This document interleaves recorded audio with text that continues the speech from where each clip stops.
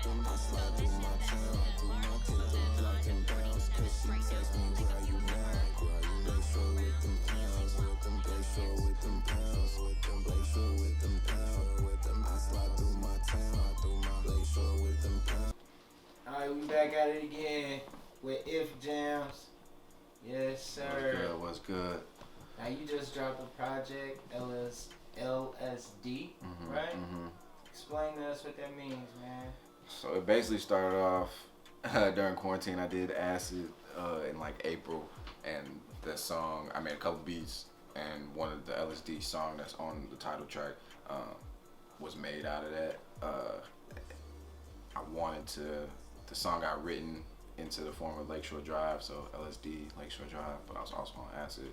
Just a little connection there. It turned out to be then, once I got the rest of the idea for the album, it was just a trip down Lakeshore Drive from Hyde Park to Lacuna Lofts. So the first title track is called 53A Canal Port. That's the exit on the E-Way going over there. Then it's LSD. Second floor is because our little program was on the second floor of Lacuna. And then Lately was a song that just got added at the end. So it doesn't really have to go with anything. The original fourth song that I had got scrapped. That was one we did. And then I made Lately one day, and I was like, all right, this is going to be the final track on that motherfucker. So tell us about taking LSD. Like, what made you want to take LSD, and what was the experience taking? So it was my third time doing it. What is LSD?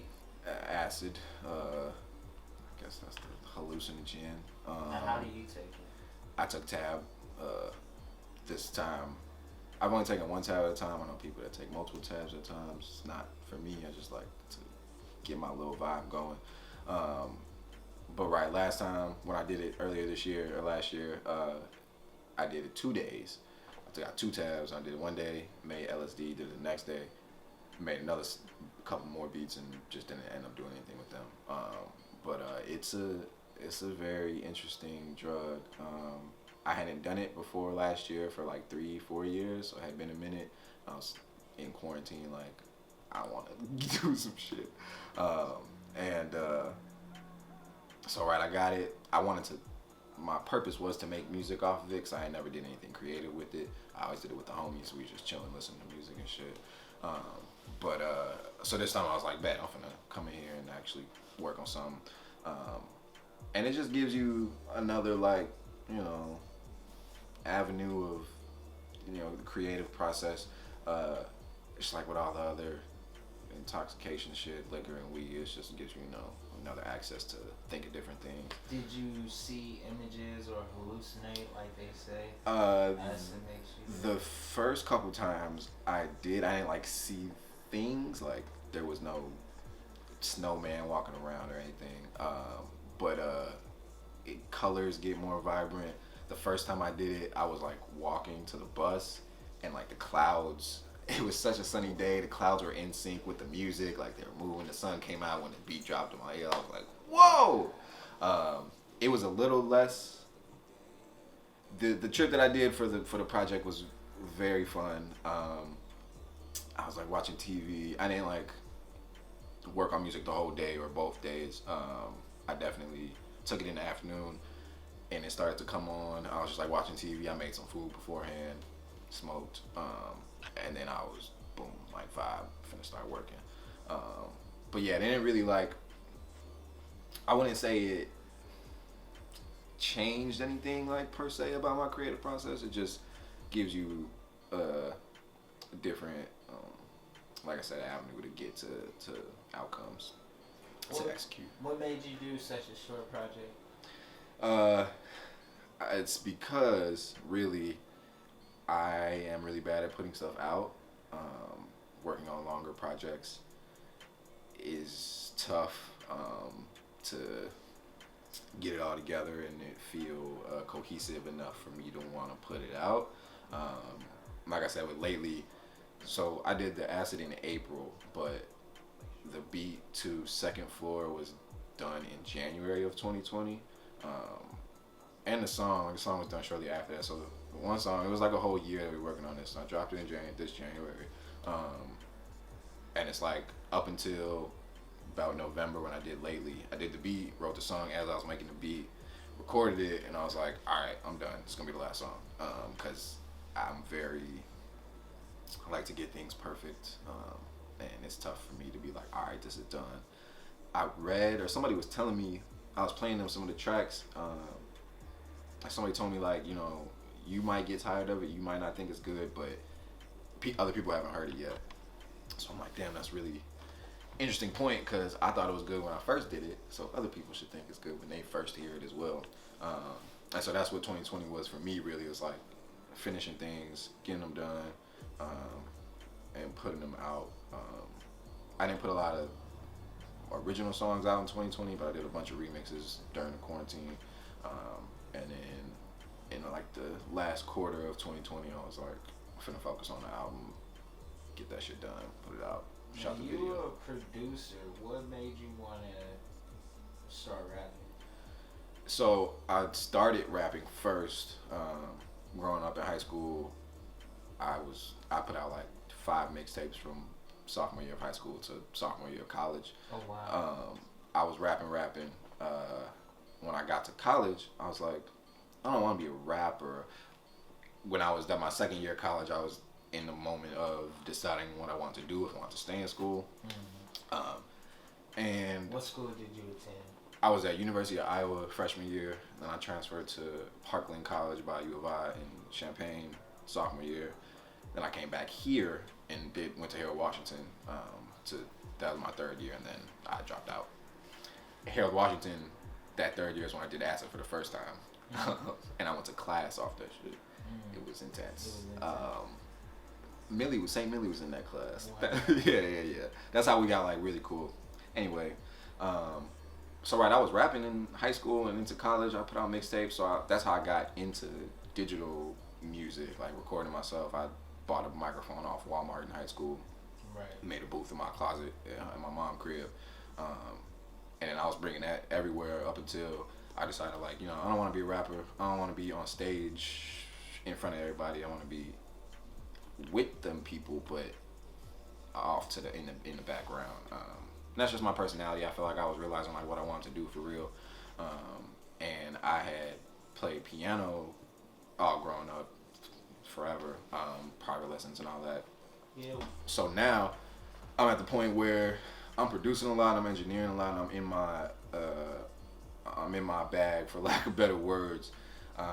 But I feel like my sound is very unique, and the people that I'm around, the circle that I'm in, aren't, as far as creatives go, who I'd be working with, aren't the sound that I make. I feel like I'm around mostly like rap, trap. Like people that I know are niggas, and they making rap, trap music. That's not just what I want to make for real. I like melodies, and I'm not an 808 person for real. So I realized like, yeah, I'm trying to do some like R&B stuff, woo. But then I realized like I should just show people how to write and do whatever over my music. So it's like, let me start picking this shit back up. So it was a need to show people how to rap on the beats that you were making, because the type of beats that they were looking for, you weren't making them because you were more melody based. Right? Yeah, and I feel like if people were able to hear how to attack my instrumentation, it would just be an easier sell. Because I feel like a lot of people, they hear the beat and they probably feel it's not. Yeah, it's too right. They can't catch the pocket for real. But it's like when I'm making the beat, I have like popular flows in mind that like would fit over, and it's just like I don't see how people don't see that shit. But it makes sense. Not everybody do that, so I'm like, I'm just gonna do it myself. Speaking of, man, you spoke a lot about 2020. What did you think about the people storming the Capitol? That was intense. I'm shocked. I don't want to say like surprised. I'm shocked that it like actually happened. Like it actually occurred. The mindset and the events all leading up to this make sense to me. So I'm like, I'm not surprised that it happened. I'm surprised that it actually happened. But this is like what was coming. I think it's really interesting that the rhetoric on the other side of the country is eerily similar to everything that Black people and people of color have been talking about throughout the 2020, where it's like they feel oppressed and they feel like they're gonna be marginalized and like, and it's just like it's Rights really being taken away. right, and it's like it's interesting to see how where the empathy lies, whereas because it's like you just have to see the other person for what they're saying. It's like you can't tell somebody how they feel, or how something's made them feel, or how they've experienced something, and it's like, yeah, if there was an actual threat or just threat to their livelihood. I'm speaking not all white people, but those people on the other side, because like every day we're fighting for our livelihood, like our actual lives, because our lives aren't political, and that's what they try to make it. But when it's the right side and the left side, there's a stark difference between whatever type of marginalization or whatever that's detrimental to that they think is detrimental to them as a people is nowhere near what we're saying is detrimental to us, that we're experiencing in this country. As a minority. Yeah, as a minority, as people of color, and sexual minority. What's your favorite track off the project? It's tough. It's between Lately and LSD. LSD, I'm really happy with. I'm really proud of how it came out. It was really like the vision got executed. But Lately is really good. That seems to be everybody else's favorite right now. It's a tough track. It's me singing more. So like I said, I don't want to rap for real. So coming back to writing, I was like trying to find my voice and how I want to write. And like I don't want to put bars down for real. Kind of looking for like a 12 bar that could just be repeated throughout the whole song. So I've been really trying to polish that down, and I feel like Lately is a good example of that, because it might be 12 bars total, or it's probably like 16 bars total including the chorus, but like the verse is short, and I think a lot of people enjoy the length of it, as well as it's different from my sound. It's not something I usually do. It came out really good. Why isn't there any features on the project? So there was gonna be a feature, but again, it was really just like I was making all the songs as we were going. Like the project was kind of in a limbo all year. Like I was working on it, but I was working on other shit for people, and I had did another project at the beginning of the year, and so I had them 3 songs that I wanted to, or the intro song, sorry, is a beat, and then 2 songs in the middle, Second Floor and LSD, were I had been sitting on for a while. I thought they were really good, so I didn't want to ever lose them. And then, like I said, when I did Lately, it was like, this is gonna be the last song. The album's done. I had shot the video, or I was shooting the video for LSD at that point, and I was like, that's it, because I was working on the 4th song that had the feature on it, and then I did Lately, and I was like, this gonna close it. Fuck it. How many videos are you shooting for the project? So just the one right now. We just have LSD that's dropping in a week or 2. But yeah, just the one video so far, coming out a couple weeks. That's dope, man. Any shout outs? Man, shit. Shout out my gang, all my niggas, man. I appreciate everybody, y'all love. Go check the album out. Out the Jam, ifthejam.com. Okay. Shout out Flourish with Caution, my people. Yeah, make sure y'all subscribe, hit all the buttons, and all that good shit.